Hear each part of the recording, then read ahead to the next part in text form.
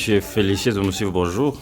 Bonjour, messieurs les journalistes. Vous êtes le coordonnateur national du mouvement citoyen La Voix des marginalisés en RDC.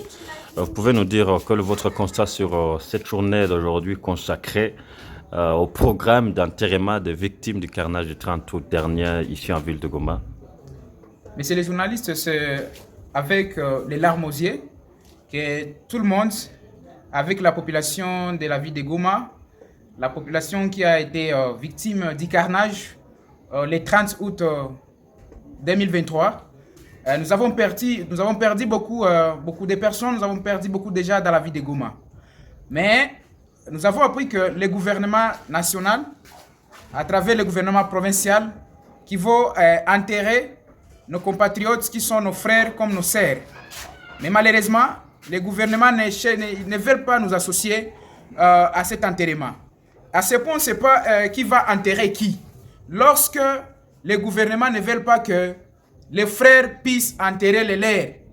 Mais c'est les journalistes, vous savez, aujourd'hui, les services de sécurité, notre armée détient toujours les rescapés du 30 dans la prison centrale Mouzenzé.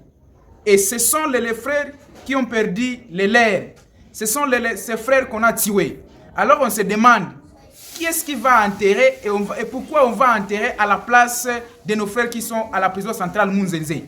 Raison pour laquelle la population de Goma demandait qu'on puisse d'abord libérer tous les rescapés qui sont arrêtés pour qu'ils puissent participer à l'inhumation de ces frères qui ont été tués.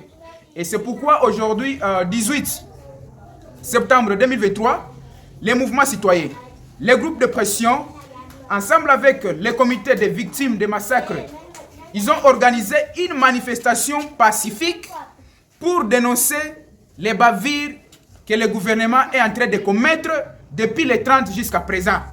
Malheureusement, encore aujourd'hui, manque de professionnalisme de notre armée, manque de professionnalisme de notre police, ils ont dispersé encore la manifestation qui était purement pacifique au niveau du casse départ lorsque la population se rendait à l'hôpital Il Africa, là où il y a plusieurs corps et là où se préparait l'inhumation de ces victimes.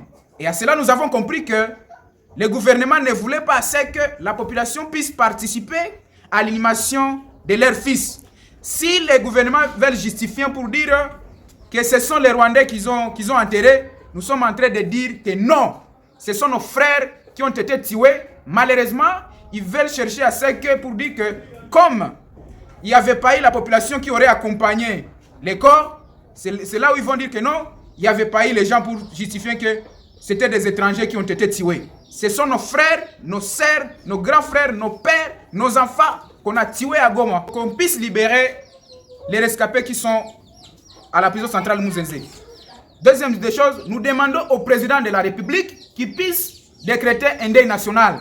Parce que là où il y a mort de plus de 50 personnes, ça ne peut pas passer inaperçu dans un pays responsable.